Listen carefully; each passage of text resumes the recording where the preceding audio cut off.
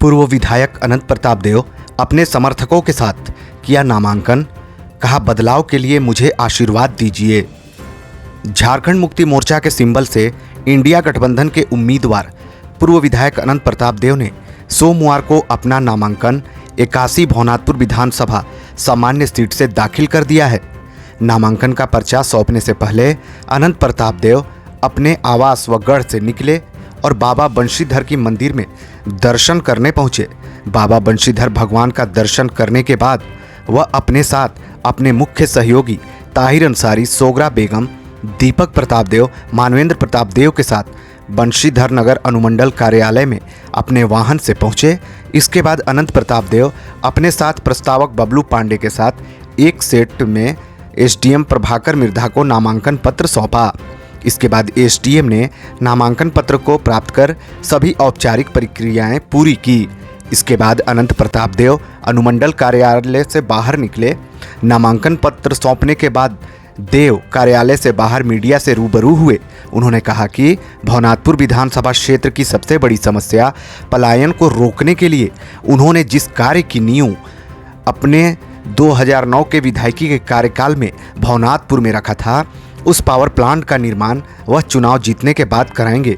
उन्होंने कहा कि भवनाथपुर विधानसभा क्षेत्र में बदलाव और परिवर्तन का माहौल बन चुका है।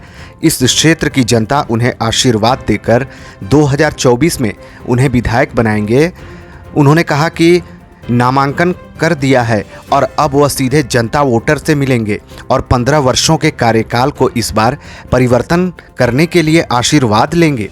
आपको बता दें, इस बार के विधानसभा चुनाव में अनंत प्रताप देव के खिलाफ जो 2019 के चुनाव में लड़ी ताहिर अंसारी की पत्नी सोगरा बेगम, जिन्होंने पिछली बार 56,914 वोट प्राप्त कर दूसरे स्थान पर रही थीं, उनका समर्थन और सहयोग इस बार छोटे राजा को भरपूर रूप से मिल रहा है, क्योंकि वह इस बार चुनाव नहीं लड़ रही हैं। आपको बताएं कि उन्होंने मुख्यमंत्री हेमंत सोरेन व मंत्री मिथिलेश कुमार ठाकुर के कहने पर इस बार चुनाव नहीं लड़ने का फैसला लेकर और अनंत प्रताप देव को समर्थन करने का निर्णय लेकर सीटिंग विधायक भानु प्रताप शाही की मुश्किलें बढ़ाई है। आपको बताएं कि 2024 के चुनाव में वह पूरी तरह से अपने पति और इस क्षेत्र के लोकप्रिय नेता ताहिर अंसारी के साथ छोटे राजा को साथ और भरपूर सहयोग कर रहे हैं। एक साथ मंच भी साझा कर रहे हैं। दोनों पति पत्नी छोटे राजा को वोट देने के लिए लोगों से डोर टू डोर आग्रह कर रहे हैं। झारखंड विधानसभा चुनाव 2024 में भवनाथपुर विधानसभा क्षेत्र सामान्य सीट से झारखंड मुक्ति मोर्चा के अनंत प्रताप देव का सीधा और कांटे की टक्कर का मुकाबला सीटिंग भाजपा विधायक भानु प्रताप शाही से है। वहीं 2024 में झारखंड विधानसभा चुनाव का पहले चरण की वोटिंग 13 नवंबर को है, दूसरे चरण की वोटिंग 20 नवंबर को है और 23 नवंबर को मतों के परिणाम घोषित होंगे। आपको बता दें कि भवनाथपुर विधानसभा क्षेत्र में सीटिंग विधायक भानु प्रताप शाही और पूर्व विधायक अनंत प्रताप देव का सीधा मुकाबला इस बार चुनाव में हो रहा है। यहाँ के लोगों को प्लान को व्यवस्थित करना और पावर प्लांट का जो अधूरा सपना है उसको पूरा करना।